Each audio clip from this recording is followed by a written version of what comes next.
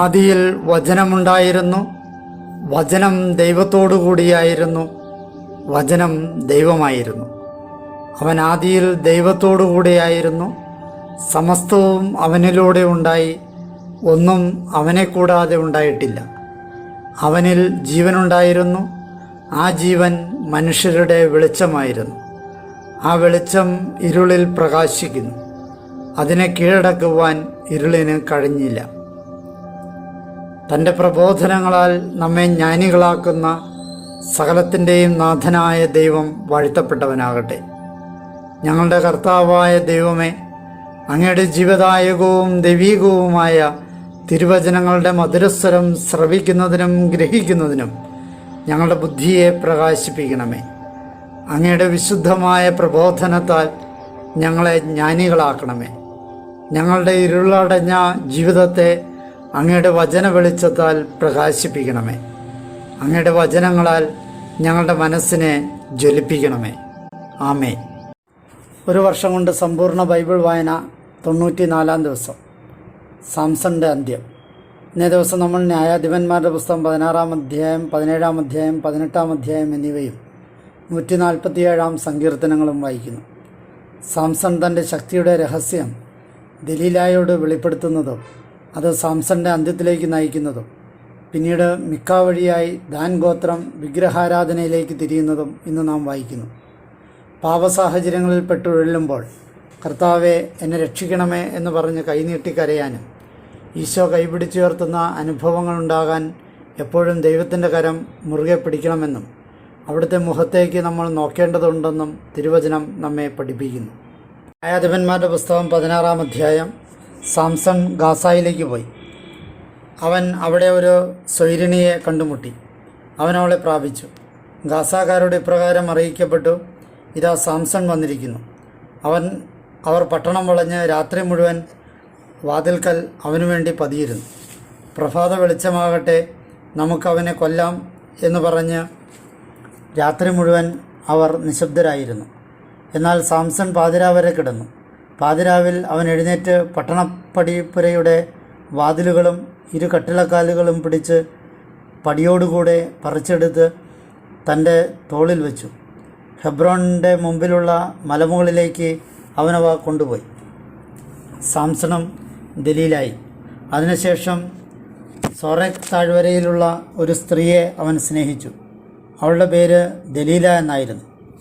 ഫിലിസ്തീയ പ്രഭുക്കന്മാർ അവളുടെ അടുത്തേക്ക് ചെന്ന് അവളോട് പറഞ്ഞു, നീ അവനെ വശീകരിക്കണം. എന്തുകൊണ്ടാണ് അവൻ അതീവ ശക്തനായിരിക്കുന്നതെന്നും അവനെ എളിമപ്പെടുത്തേണ്ടതിന് എങ്ങനെയാണ് ഞങ്ങൾക്ക് അവനെ ബന്ധിക്കാനാകുന്നതെന്നും നീ മനസ്സിലാക്കണം. ഞങ്ങൾ ഓരോരുത്തരും നിനക്ക് 1100 വെള്ളി വീതം തരാം. ദലീല സാംസണോട് പറഞ്ഞു, എന്തുകൊണ്ടാണ് നീ അതീവ ശക്തനായിരിക്കുന്നതെന്നും നിന്നെ എളിമപ്പെടുത്തേണ്ടതിന് എങ്ങനെയാണ് നീ ബന്ധിതനാകേണ്ടതെന്നും ദയവായി എന്നോട് വിവരിക്കുക. സാംസൺ അവളോട് മറുപടി പറഞ്ഞു, ഉണങ്ങാത്ത പുതിയ 7 വടങ്ങൾ കൊണ്ട് അവർ എന്നെ ബന്ധിച്ചാൽ ഞാൻ ശക്തി ക്ഷയിച്ച് ഒരു മനുഷ്യനെ പോലെയാകും. അപ്പോൾ ഫിലിസ്ത്യ പ്രഭുക്കന്മാർ ഉണങ്ങാത്ത പുതിയ 7 വടങ്ങൾ അവൾക്ക് എത്തിച്ചു കൊടുത്തു. അവൾ അവ കൊണ്ട് അവനെ ബന്ധിച്ചു. പതിയിരിപ്പുകാരൻ മുറിയിൽ അവൾക്കായി തങ്ങുന്നുണ്ടായിരുന്നു. സാംസൺ, ഫിലിസ്ത്യക്കാർ നിൻ്റെ മേൽ, അവൾ അവനോട് പറഞ്ഞു. എന്നാൽ തീ സമീപിക്കുമ്പോൾ ചണനൂലെന്ന പോലെ അവൻ വടങ്ങൾ പൊട്ടിച്ചു കളഞ്ഞു. അവൻ്റെ ശക്തി അജ്ഞാതമായി തുടർന്നു. ദലീല സാംസണോട് പറഞ്ഞു, നീ എന്നെ വിഡ്ഢിയാക്കുകയും എന്നോട് നുണ പറയുകയും ചെയ്തു. നിന്നെ എന്തുകൊണ്ട് ബന്ധിക്കാമെന്ന് ഇപ്പോൾ നീ എന്നോട് വിവരിച്ചാലും. അവൻ അവളോട് പറഞ്ഞു, ഒരിക്കലും ഉപയോഗിച്ചിട്ടില്ലാത്ത പുതിയ കയറുകൾ കൊണ്ട് അവർ എന്നെ ശരിക്കും ബന്ധിച്ചാൽ ഞാൻ ശക്തി ക്ഷയിച്ച് ഒരു മനുഷ്യനെ പോലെയാകും. അപ്പോൾ ദലീല പുതിയ കയറുകളെടുത്ത് അവനെ അവ കൊണ്ട് ബന്ധിച്ചു. പതിയിരിപ്പുകാരൻ മുറിയിൽ തങ്ങുന്നുണ്ടായിരുന്നു. സാംസൺ, ഫിലിസ്ത്യക്കാർ നിൻ്റെ മേൽ, അവൾ അവനോട് പറഞ്ഞു. അവൻ നൂലുപോലെ തൻ്റെ കരങ്ങളിൽ നിന്ന് അവ പൊട്ടിച്ചു കളഞ്ഞു. ദലീല സാംസണോട് പറഞ്ഞു, ഇതാ ഇപ്പോഴും നീ എന്നെ വിഡ്ഢിയാക്കുകയും എന്നോട് നുണ പറയുകയും ചെയ്തു. എങ്ങനെ നിന്നെ ബന്ധിക്കാമെന്ന് ഇപ്പോൾ നീ എന്നോട് വിവരിക്കുക. അവൻ അവളോട് പറഞ്ഞു, എൻ്റെ 7 തലമുടി ചുരുളുകൾ എടുത്ത് പാവിനോട് ചേർത്ത് നെയ്താൽ ആണി കൊണ്ട് അവൾ ഉറപ്പിച്ചു നെയ്തു. സാംസൺ, ഫിലിസ്തീയക്കാരൻ നിന്റെ മേൽ, അവൾ അവനോട് പറഞ്ഞു. അവൻ ഉറക്കത്തിൽ നിന്നുണർന്ന് ആണിയും തറിയും പാവും വലിച്ചു പറിച്ചു. അവൾ അവനോട് ചോദിച്ചു, നിന്റെ ഹൃദയം എന്നോടുകൂടി ഇല്ലാതെ ഞാൻ നിന്നെ സ്നേഹിക്കുന്നു എന്ന് നീ എങ്ങനെ പറയും? ഇങ്ങനെ 3 പ്രാവശ്യമായി നീ എന്നെ വിഡ്ഢിയാക്കുന്നു. നീ അതീവ ശക്തനായിരിക്കുന്നത് എന്തുകൊണ്ടാണെന്ന് നീ എന്നോട് വിവരിച്ചിട്ടില്ല. ദിവസം തോറും അവളുടെ വാക്കുകൾ കൊണ്ട് അവൾ അവനെ നിർബന്ധിച്ചും അലട്ടിക്കൊണ്ടുമിരുന്നു. അവൻ്റെ ആത്മാവ് മരണത്തോളം ഞെരുങ്ങി. അവൻ തൻ്റെ ഉള്ളം മുഴുവൻ അവളോട് വിവരിച്ചു കൊണ്ട് പറഞ്ഞു, അമ്മയുടെ ഉദരം മുതലേ ഞാൻ ദൈവത്തിന് നാസീർ വ്രതക്കാരനാകിയാൽ ക്ഷൗരകത്തി എൻ്റെ തലയിൽ കയറിയിട്ടേയില്ല. ഞാൻ മുണ്ഡനം ചെയ്യപ്പെട്ടാൽ എൻ്റെ ശക്തി എന്നിൽ നിന്നകന്ന് ബലഹീനനായി ഞാൻ ഏതു മനുഷ്യനെപ്പോലെയും ആകും.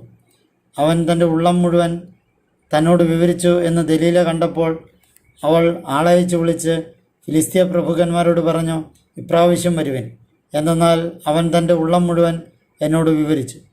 അപ്പോൾ ഫിലിസ്തീയ പ്രഭുക്കന്മാർ അവളുടെ അടുത്തെത്തി തങ്ങളുടെ കയ്യിൽ പണവും കൊണ്ടുവന്നു. അവൾ അവനെ മടിയിൽ കിടത്തി ഉറക്കി. അവൾ ആളെ വിളിച്ച് അവൻ്റെ തലയിലെ 7 മുടിച്ചുരുളുകളും ക്ഷൗരം ചെയ്തു. അവൾ അവനെ എളിമപ്പെടുത്താൻ തുടങ്ങി. അവൻ്റെ ശക്തി അവനിൽ നിന്ന് അകന്നുപോയി. അവൾ പറഞ്ഞു, സാംസൺ, ഫിലിസ്തീയക്കാർ നിൻ്റെ മേൽ. അപ്പോൾ അവൻ ഉറക്കമുണർന്നു പറഞ്ഞു, മറ്റവസരത്തിലെന്ന പോലെ ഇപ്പോഴും ഞാൻ എഴുന്നേറ്റ് പോകും. അവൻ കുതറി. കർത്താവ് തന്നിൽ നിന്ന് വിട്ടുപോയത് അവൻ അറിഞ്ഞിരുന്നില്ല. ഫിലിസ്തീയക്കാർ അവനെ പിടിച്ച് അവൻ്റെ കണ്ണ് ചുഴന്നെടുത്ത് അവർ അവനെ ഗാസായിലേക്ക് കൊണ്ടുപോയി ഇരുമ്പ് ചങ്ങല കൊണ്ട് ബന്ധിച്ചു. അവൻ കാരാഗ്രഹത്തിൽ ധാന്യം പൊടിക്കുന്നവനായി. എന്നാൽ ക്ഷൗരത്തിന് ശേഷവും അവൻ്റെ തലയിലെ മുടി മുളയ്ക്കാൻ തുടങ്ങിയിരുന്നു. സാംസന്റെ അന്ത്യം. ഫിലിസ്തീയ പ്രഭുക്കന്മാർ തങ്ങളുടെ ദേവനായ ദാഗോന് വലിയൊരു ബലിയർപ്പിക്കാനും ആഹ്ലാദിക്കാനുമായി ഒരുമിച്ച് കൂടി. അവർ പറഞ്ഞു, നമ്മുടെ ദേവൻ ശത്രുവായ സാംസനെ നമ്മുടെ കയ്യിൽ തന്നിരിക്കുന്നു. ജനം അവനെ കണ്ടപ്പോൾ തങ്ങളുടെ ദേവനെ സ്തുതിച്ചു. എന്നാൽ അവർ പറഞ്ഞു, നമ്മുടെ ദേവൻ നമ്മുടെ ശത്രുവിനെ, നമ്മുടെ ദേശം ശൂന്യമാക്കിയവനെ, നമ്മുടെ നിഹിതരെ പെരുപ്പിച്ചവനെ നമ്മുടെ കയ്യിൽ തന്നിരിക്കുന്നു. തങ്ങളുടെ ഹൃദയത്തിമർപ്പിൽ അവർ പറഞ്ഞു, നമുക്ക് വേണ്ടി അഭ്യാസം കാണിക്കുന്നതിന് സാംസനെ വിളിക്കുവിൻ. അവർ സാംസനെ കാരാഗ്രഹത്തിൽ നിന്ന് വിളിച്ചു കൊണ്ടുവന്നു. അവൻ അവരുടെ മുമ്പിൽ അഭ്യാസം കാണിച്ചു. തൂണുകളുടെ ഇടയിൽ അവർ അവനെ നിർത്തി. തൻ്റെ കൈക്ക് പിടിച്ചിരുന്ന യുവാവിനോട് സാംസൺ പറഞ്ഞു, ഈ ഭവനം ഉറപ്പിച്ചിരിക്കുന്ന തൂണുകളിൽ തൊടാനും വിശ്രമിക്കാനും നീ എന്നെ അനുവദിക്കുക. പുരുഷന്മാരെയും സ്ത്രീകളെയും കൊണ്ട് ഭവനം നിറഞ്ഞിരുന്നു. ഫിലിസ്തീയ പ്രഭുക്കളെല്ലാം അവിടെ ഉണ്ടായിരുന്നു. സാംസൺ അഭ്യാസം നടത്തുമ്പോൾ കാണികളായി മേൽത്തട്ടിൽ ഏകദേശം 3000 സ്ത്രീ പുരുഷന്മാരുണ്ടായിരുന്നു. അപ്പോൾ സാംസൺ കർത്താവിനെ വിളിച്ചപേക്ഷിച്ചു, എൻ്റെ നാഥനായ കർത്താവെ, എൻ്റെ 2 കണ്ണുകൾക്കും വേണ്ടി ഫിലിസ്ത്യരോട് ഒറ്റയടിക്ക് ഞാൻ പ്രതികാരം ചെയ്യേണ്ടതിന് ദയവായി എന്നെ ഓർക്കണമേ. ഇപ്രാവശ്യത്തേക്ക് ദൈവമേ എന്നെ ശക്തനാക്കിയാലും. ആ ഭവനം സ്ഥാപിതമായിരിക്കുന്ന 2 നെടുന്തൂണുകളിൽ സാംസൺ കയറിപ്പിടിച്ചു. വലത് കൈ കൊണ്ട് ഒന്നിലും ഇടത് കൈ കൊണ്ട് മറ്റേതിലും. അവൻ തള്ളി. ഫിലിസ്തീയക്കാരോടുകൂടി ഞാനും മരിക്കട്ടെ എന്ന് പറഞ്ഞ് സാംസൺ ആഞ്ഞു തള്ളി. ആ ഭവനം അതിലുണ്ടായിരുന്ന പ്രഭുക്കളുടെയും ജനം മുഴുവൻ്റെയും മേൽ പതിച്ചു. മരിച്ചവർ, അതായത് തൻ്റെ മരണത്തിൽ അവൻ കൊന്നവർ, അവൻ്റെ ജീവിതത്തിൽ അവൻ കൊന്നവരേക്കാൾ അധികമായിരുന്നു. അവൻ്റെ സഹോദരന്മാരും അവൻ്റെ പിതൃഭവനം മുഴുവനും വന്ന് അവനെ എടുത്തുകൊണ്ടുപോയി. സോറായ്ക്കും എഷ്തോവലിനും ഇടയ്ക്ക് അവൻ്റെ പിതാവായ മനോവയുടെ ശവകുടീരത്തിൽ അവർ അവനെ സംസ്കരിച്ചു. 20 വർഷം അവൻ ഇസ്രായേലിനെ ന്യായം വിധിച്ചു. ന്യായാധിപന്മാരുടെ പുസ്തകം 17-ാം അധ്യായം. മിക്കായുടെ പൂജാഗ്രഹം. എഫ്രൈം മലനാട്ടുകാരനായ ഒരുവനുണ്ടായിരുന്നു. അവൻ്റെ പേര് മിക്ക എന്നായിരുന്നു. അവൻ തൻ്റെ അമ്മയോട് പറഞ്ഞു, നിന്നിൽ നിന്ന് എടുത്ത 1100 വെള്ളിയെപ്പറ്റിയാണല്ലോ നീ ശബ്ദം ചെയ്തതും ഞാൻ കേൾക്കെ പറഞ്ഞതും. ഇതാ ആ പണം എൻ്റെ പക്കലുണ്ട്, ഞാനാണ് അതെടുത്തത്. അപ്പോൾ അവൻ്റെ അമ്മ പറഞ്ഞു, എൻ്റെ മകൻ കർത്താവിനാൽ അനുഗ്രഹിക്കപ്പെടട്ടെ. അവൻ അമ്മയ്ക്ക് 1100 വെള്ളി തിരികെ കൊടുത്തു. അപ്പോൾ അവൻ്റെ അമ്മ പറഞ്ഞു, ഞാൻ ഈ പണം എൻ്റെ മകന് വേണ്ടി ഒരു കൊത്തുവിഗ്രഹവും വാർപ്പ് രൂപവും ഉണ്ടാക്കുന്നതിന് വേണ്ടി എൻ്റെ കയ്യിൽ നിന്ന് കർത്താവിനായി തന്നെ മാറ്റിവെച്ചിരിക്കുകയായിരുന്നു. അതിനാൽ ഞാനത് നിനക്ക് തിരിച്ചു തരും. അവൻ അമ്മയ്ക്ക് ആ പണം തിരിച്ചു നൽകിയപ്പോൾ അവൻ്റെ അമ്മ 200 വെള്ളി എടുത്ത് തട്ടാനെ ഏൽപ്പിച്ചു. അവൻ അതുകൊണ്ട് ഒരു കൊത്തുവിഗ്രഹവും വാർപ്പുരൂപവും ഉണ്ടാക്കി. അത് മിക്കായുടെ ഭവനത്തിലുണ്ടായിരുന്നു. മിക്ക എന്ന വ്യക്തിക്ക് ഒരു ദൈവഭവനം ഉണ്ടായിരുന്നു. അവൻ എഫോദും തെറാഫീമും ഉണ്ടാക്കി. തൻ്റെ പുത്രന്മാരിലൊരാളെ പുരോഹിത വൃത്തിക്കായി പ്രതിഷ്ഠിച്ചു. അവൻ അയാൾക്ക് പുരോഹിതനായി മാറി. അക്കാലത്ത് ഇസ്രായേലിൽ രാജാവ് ഉണ്ടായിരുന്നില്ല. ഓരോരുത്തരും തൻ്റെ ദൃഷ്ടികളിൽ യുക്തമായത് പ്രവർത്തിച്ചു പോന്നു. അവിടെ യൂദാ കുടുംബത്തിൽ നിന്ന്, യൂദായിലെ ബേത്ലഹേമിൽ നിന്ന് ലേവ്യനും തൽക്കാലവാസം ചെയ്തിരുന്നവനുമായ ഒരു യുവാവുണ്ടായിരുന്നു. അവൻ യൂദായിലെ ബേത്ലഹേം പട്ടണത്തിൽ നിന്ന് താമസിക്കാൻ ഒരിടം തേടി പുറപ്പെട്ടു. അവൻ വഴി നടന്ന് എഫ്രായിം മലനാട്ടിൽ മിക്കായുടെ ഭവനം വരെ എത്തി. മിക്ക അവനോട് ചോദിച്ചു, നീ എവിടെ നിന്ന് വരുന്നു? അവൻ അയാളോട് പറഞ്ഞു, യൂദായിലെ ബേത്ലഹേമിൽ നിന്നുള്ള ഒരു ലേവ്യനാണ് ഞാൻ. താമസിക്കാൻ ഒരിടം തേടി നടക്കുകയാണ്. മിക്ക അവനോട് പറഞ്ഞു, നീ എന്നോടുകൂടെ താമസിച്ച് എനിക്ക് പിതാവും പുരോഹിതനുമായിരിക്കുക. ഞാൻ നിനക്ക് വർഷം തോറും 10 വെള്ളി നാണയം ക്രമപ്രകാരം വസ്ത്രങ്ങളും ഉപജീവനത്തിനുള്ളവയും തരാം. അപ്പോൾ ആ ലേവ്യൻ കൂടെ ചെന്നു. അയാളോടുകൂടി താമസിക്കാൻ ആ ലേവ്യന് സന്തോഷമായിരുന്നു. ആ യുവാവ് അയാൾക്ക് തൻ്റെ പുത്രന്മാരിൽ ഒരുവനെ പോലെയായിരുന്നു. മിക്ക ലേവ്യനെ അവരോധിച്ചു. അങ്ങനെ ആ യുവാവ് അയാൾക്ക് പുരോഹിതനായി തീർന്നു. അങ്ങനെ അവൻ മിക്കായുടെ ഭവനത്തിലായി. അപ്പോൾ മിക്ക പറഞ്ഞു, കർത്താവ് എനിക്ക് നന്മ ചെയ്യുമെന്ന് എനിക്കിപ്പോൾ അറിയാം. കാരണം എനിക്ക് പുരോഹിതനായി ഒരു ലേവ്യനുണ്ട്. ന്യായാധിപന്മാരുടെ പുസ്തകം 18-ാം അധ്യായം. ദാൻ ഗോത്രം ലായിഷ് കീഴടക്കുന്നു. അക്കാലത്ത് ഇസ്രായേലിൽ രാജാവില്ലായിരുന്നു. അന്നാളുകളിൽ ദാൻ ഗോത്രം തങ്ങൾക്ക് അധിവസിക്കാൻ അവകാശം അന്വേഷിക്കുകയായിരുന്നു. കാരണം അന്നുവരെ അവർക്ക് ഇസ്രായേൽ ഗോത്രങ്ങൾക്കിടയിൽ അവകാശത്തിന് നറുക്കു വീണിട്ടില്ലായിരുന്നു. ദാന്യർ തങ്ങളുടെ കുടുംബങ്ങളിൽ നിന്ന് ദേശം ഉറ്റുനോക്കാനും നിരീക്ഷിക്കാനും ധീരന്മാരായ 5 ആളുകളെ സോറായിൽ നിന്നും എഷ്താവോലിൽ നിന്നും അയച്ചു. അവർ അവരോട് പറഞ്ഞു, നിങ്ങൾ പോയി നാട് നിരീക്ഷിക്കുവിൻ. അവർ എഫ്രായിം മലനാട്ടിൽ മിക്കായുടെ വീട്ടിലെത്തി അവിടെ രാപ്പാർത്തു. അവർ മിക്കായുടെ കുടുംബത്തോടു കൂടിയായിരുന്നപ്പോൾ ആ ലേവ്യ യുവാവിൻ്റെ ശബ്ദം ശ്രദ്ധിച്ചു. അവിടേക്ക് തിരിഞ്ഞ് അവർ അവനോട് ചോദിച്ചു, നിന്നെ ഇവിടെ കൊണ്ടുവന്നതാരാണ്? നീ ഇവിടെ എന്തു ചെയ്യുന്നു? ഇവിടെ നിനക്ക് എന്തു കാര്യം? അവൻ അവരോട് പറഞ്ഞു, ഇങ്ങനെയൊക്കെയാണ് മിക്ക എന്നോട് വർത്തിച്ചത്. അവൻ എന്നെ കൂലിക്കെടുത്തിരിക്കുകയാണ്. ഞാൻ അവന് പുരോഹിതനായി തീർന്നിരിക്കുന്നു. അവർ അവനോട് അഭ്യർത്ഥിച്ചു, ഞങ്ങൾ സഞ്ചരിച്ചു കൊണ്ടിരിക്കുന്ന വഴി വിജയിക്കുമോ എന്ന് ഞങ്ങളറിയാൻ നീ ദൈവത്തോട് ചോദിച്ചാലും. പുരോഹിതൻ അവരോട് പറഞ്ഞു, സമാധാനത്തിൽ പോകുവാൻ നിങ്ങൾ ചരിക്കുന്ന നിങ്ങളുടെ വഴി കർത്താവിൻ്റെ മുമ്പിലാണ്. അപ്പോൾ ആ 5 പേർ പുറപ്പെട്ട് ലായിഷിലെത്തി. അതിൻ്റെ മധ്യയുള്ള ജനം സീദോൻകാരുടെ രീതി പോലെ ശാന്തമായും സുരക്ഷിതമായും സ്വസ്ഥതയോടെ വസിക്കുന്നത് അവർ കണ്ടു. അവരെ ഏതെങ്കിലും കാര്യത്തിൽ ചൂഷണം ചെയ്യുന്ന മേൽനോട്ടക്കാരും നാട്ടിലുണ്ടായിരുന്നില്ല. അവർ സീദോൻകാരിൽ നിന്ന് അകലെയായിരുന്നു. ഒരു മനുഷ്യനോടും അവർക്കൊരു ഇടപാടുമില്ലായിരുന്നു. സോറായിലും എഷ്താവോയിലുമുള്ള തങ്ങളുടെ സഹോദരന്മാരുടെ പക്കൽ അവർ എത്തി. അപ്പോൾ അവരുടെ സഹോദരന്മാർ അവരോട് ചോദിച്ചു, നിങ്ങൾ എന്തു പറയുന്നു? അവർ പറഞ്ഞു, എഴുന്നേൽക്കുവിൻ, നമുക്ക് അവർക്കെതിരെ നീങ്ങാം. കാരണം ഞങ്ങൾ ആ ദേശം കണ്ടിരിക്കുന്നു. ഇതാ, അത് വളരെ നല്ലതാണ്. നിങ്ങൾ നിശബ്ദരായി ചെന്ന് ആ നാട്ടിൽ പ്രവേശിച്ച് അത് സ്വന്തമാക്കാൻ അമാന്തിക്കരുത്. ചെല്ലുമ്പോൾ സുരക്ഷിതമായ ഒരു ജനത്തെയും വിസ്തൃതമായ ഒരു ദേശവും നിങ്ങൾ കാണും. തീർച്ചയായും ദൈവം അത് നിങ്ങളുടെ കയ്യിൽ തന്നിരിക്കുകയാണ്. ഭൂമിയിലുള്ള ഒരു വസ്തുവിനും കുറവില്ലാത്ത സ്ഥലമാണത്. അവിടെ നിന്ന് സോറായിലും എഷ്താവോലിലും നിന്ന് ദാൻ കുടുംബത്തിലെ 600 പേർ യുദ്ധക്കോപ്പുകൾ അണിഞ്ഞ് പുറപ്പെട്ടു. അവർ യൂദായിലെ കിരിയാത്ത് യെയാരീമിൽ ചെന്ന് പാളയമടിച്ചു. അക്കാരണത്താൽ ആ സ്ഥലത്തെ മഹനേദാൻ എന്ന് ഇന്നും അവർ വിളിക്കുന്നു. ഇതാ, കിരിയാത്ത് യെയാരീമിന് പുറകിലാണിത്. അവിടെ നിന്നവർ എഫ്രായിം മലനാട്ടിലേക്ക് കടന്ന് മിക്കായുടെ ഭവനം വരെ എത്തി. ലായിഷ് ദേശം ഉറ്റുനോക്കാൻ പോയ ആ 5 പേർ തങ്ങളുടെ സഹോദരങ്ങളോട് പ്രത്യുത്തരിച്ച് പറഞ്ഞു, ഈ ഭവനങ്ങളിലൊന്നിൽ ഒരു എഫോദും കുലവിഗ്രഹങ്ങളും കൊത്തുവിഗ്രഹവും വാർപ്പുരൂപവും ഉണ്ടെന്ന് നിങ്ങൾക്കറിയാമോ? എന്തു ചെയ്യണമെന്ന് നിങ്ങൾ ഇപ്പോൾ തീരുമാനിക്കുവിൻ. അവർ ലേവ്യനായ യുവാവിൻ്റെ അടുത്തേക്ക് മിക്കായുടെ ഭവനത്തിലേക്ക് ചെന്ന് അവനോട് ക്ഷേമാന്വേഷണം നടത്തി. യുദ്ധത്തിന് ആയുധസജ്ജരായ 600 ദാന്യർ വാതിലിൻ്റെ കവാടത്തിൽ നിന്നു. ദേശം ഉറ്റുനോക്കാൻ പോയ ആ 5 ആളുകൾ അവിടേക്ക് ചെന്ന് കൊത്തുവിഗ്രഹവും എഫോദും കുലവിഗ്രഹങ്ങളും വാർപ്പുരൂപവും എടുത്തു. ആ സമയത്ത് പുരോഹിതൻ പടിവാതിൽക്കൽ നിന്നിരുന്നു. യുദ്ധസജ്ജരായി ആയുധധാരികളായ 600 പേരും അവർ മിക്കായുടെ ഭവനത്തിൽ പ്രവേശിച്ച് കൊത്തുവിഗ്രഹവും എഫോദും കുലവിഗ്രഹങ്ങളും വാർപ്പുരൂപവും എടുത്തപ്പോൾ ആ പുരോഹിതൻ അവരോട് ചോദിച്ചു, നിങ്ങൾ എന്താണ് ചെയ്യുന്നത്? അവർ അവനോട് പറഞ്ഞു, നിശബ്ദനായിരിക്കുക, വായ് പൊത്തുക.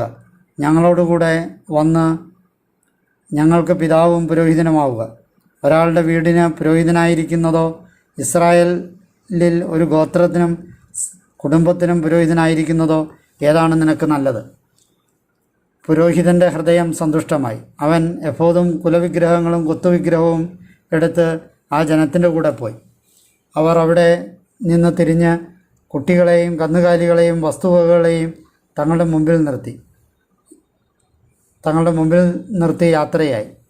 മിക്കായുടെ ഭവനത്തിൽ നിന്ന് ദാന്യർ അകലെയായപ്പോൾ മിക്കായുടെ ഭവനത്തിനടുത്ത വീടുകളിലെ ആളുകൾ ഒരുമിച്ച് വന്ന് അവരുടെ പിന്നാലെ എത്തി. അവർ ഒച്ചയെടുത്ത് ദാന്യരെ തിരിഞ്ഞു നോക്കാനിടയായി. അപ്പോൾ അവർ മിക്കായോട് ചോദിച്ചു, നീ ആളെ കൂട്ടാൻ മാത്രം നിനക്കെന്തു പറ്റി? അവൻ ഉത്തരിച്ചു, ഞാൻ ഉണ്ടാക്കിയ എൻ്റെ ദേവന്മാരെ അടുത്ത് പുരോഹിതനുമായി നിങ്ങൾ പോകുന്നു. എനിക്കെന്താണ് ഇനിയുള്ളത്? എന്നിട്ട് നിനക്ക് എന്തു പറ്റി എന്ന് നിങ്ങൾ എന്നോട് പറയുന്നത് എങ്ങനെ? ദാന്യർ അവനോട് പറഞ്ഞു, നിന്റെ ശബ്ദം ഞങ്ങളുടെ ഇടയിൽ കേൾക്കരുത്, അല്ലെങ്കിൽ കോപാക്രാന്തരായ ആളുകൾ നിങ്ങൾക്കെതിരെ ചാടി വീഴും. നീ നിന്റെ ജീവനും നിന്റെ ഭവനത്തിലുള്ളവരുടെ ജീവനും നഷ്ടപ്പെടുത്തും. ദാന്യർ തങ്ങളുടെ വഴിക്ക് പോയി. അവർ തന്നേക്കാൾ ശക്തരാണെന്ന് മിക്ക കണ്ടപ്പോൾ അവൻ പിന്തിരിഞ്ഞ് തൻ്റെ വീട്ടിലേക്ക് മടങ്ങി.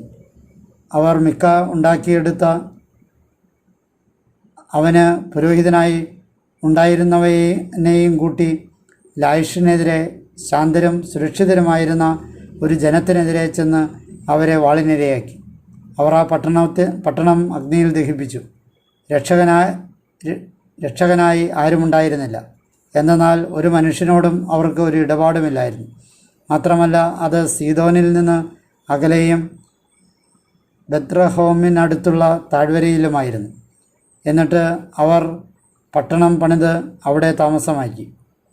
ഇസ്രായേലിന് ജനിച്ച തങ്ങളുടെ പിതാവായ ദാനിൻ്റെ പേരിനോടൊത്തു ചേർത്ത് അവർ ആ പട്ടണത്തിന് ദാൻ എന്ന് വിളിച്ചു.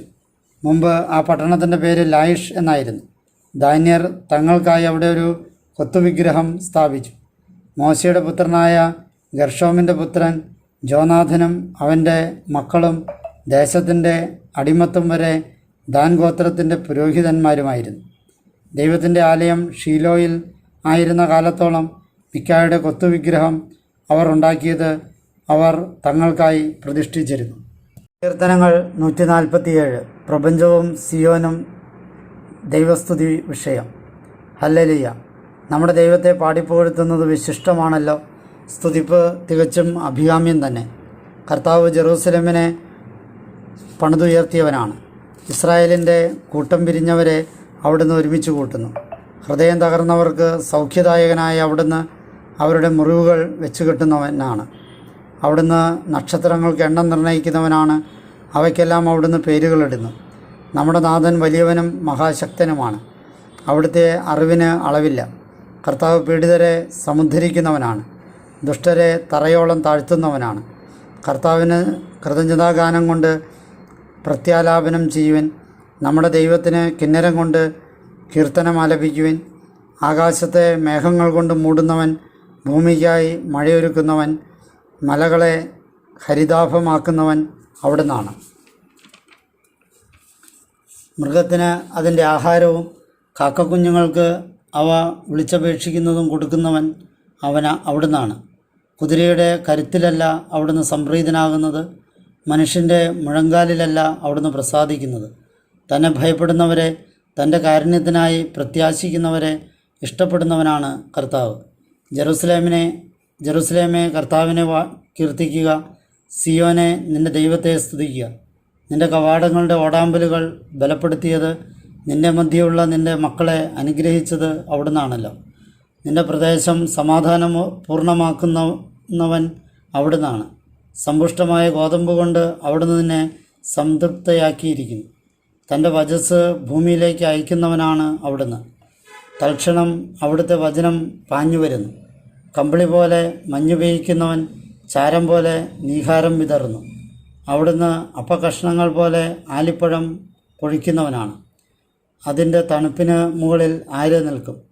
തിരുവചനം അയച്ച് അവിടുന്ന് അവ ഉരുക്കിക്കളയുന്നു. അവിടുന്ന് തൻ്റെ കാറ്റ് വീശാനിടയാക്കുമ്പോൾ ജലം ഒഴുകിപ്പോകുന്നു. അവിടുന്ന് യാക്കോബിനോട് തൻ്റെ വചനങ്ങളും ഇസ്രായേലിനോട് തൻ്റെ ചട്ടങ്ങളും ന്യായപ്രമാണങ്ങളും വിവരിക്കുന്നവനാണ്. മറ്റൊരു ജനതയോടും അവിടുന്ന് ഇപ്രകാരം ചെയ്തിട്ടില്ല. ന്യായപ്രമാണങ്ങൾ അവർക്ക് അറിവില്ല. ഹല്ലേലൂയ.